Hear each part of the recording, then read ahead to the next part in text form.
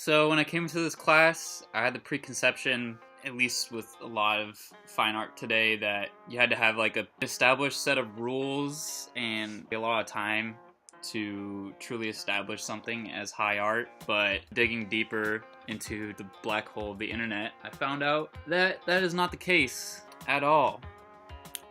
Watch this. One of the earliest examples of computer art comes from Ben Leposki. Made in 1952, he created Oscillon 40 with an oscilloscope manipulating electronic waves that appeared on a small fluorescent screen. This may seem a bit arbitrary now, but think about back in the time, this must have been an amazing thing, and potentially the start of an entire evolution of a new medium of art. This brings to mind Peter Campus's work, Three Transitions, in which he was using video and green screening, which was new technology to the wide public, essentially making a statement about the medium itself and the possibilities that lay within.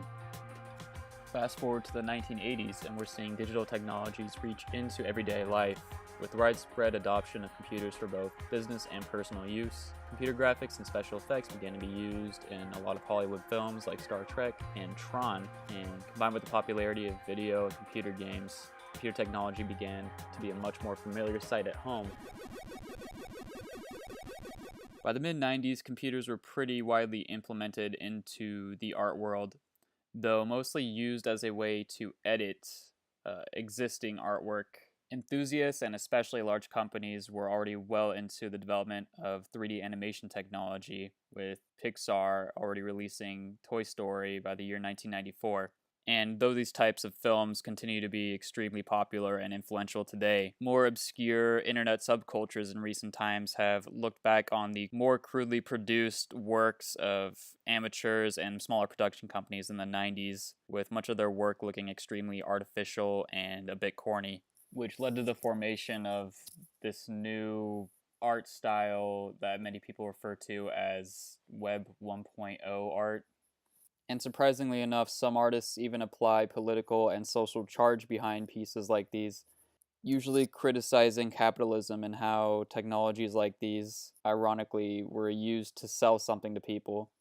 And by repurposing, recycling, and juxtaposing these severely outdated forms of technology, they challenge the audience to find beauty in the aesthetic of these at face value. Though most people that follow this just think it looks cool for some reason.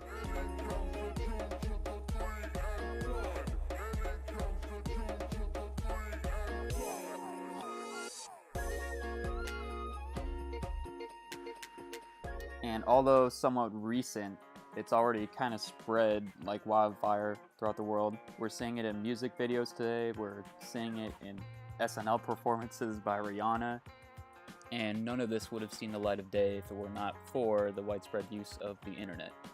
And as for the art itself, it kind of reminds me somewhat of the Dada art movement, as well as the pop art movement in the 1970s and 80s. I chose Duchamp's Fountain because of how an object that usually serves a functional purpose, something that would never be seen as art before, can be repurposed and rebranded to potentially implement itself into the high art world. And I feel that that interconnects with Andy Warhol's Campbell's Tomato Juice Box, except in Warhol's case, he used aspects of mass culture, advertising, many other cultural objects in a similar way that people would take 3D technology that many people would see throughout their lifetime in pop culture and attempt to elevate them to a higher level of sophistication.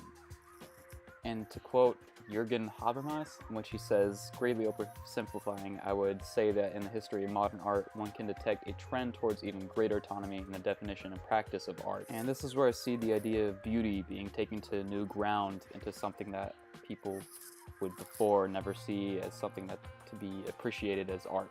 Maybe even in hindsight being seen as fine art itself, even though I probably could just create it in Blender in like 3 seconds and put it on YouTube and probably get a bunch of views off of it. Which brings to mind Erwin Panofsky's view on knowledge as little islands drowned in a sea of ignorance. And many people would see something like this as kind of pretentious and weird. But I think movements like these kind of bring to mind the controversy of the internet being kind of antisocial, ironically, but because it's a movement where people are branching off of each other's ideas, finding new ways to improve them, and bringing them to a wider audience. I feel like the internet is beneficial in that sense. And I feel like this vastly increased sharing of ideas and concepts somewhat bridges these hypothetical islands together to create a nation. All right, thank you for watching. I hope you have a nice day.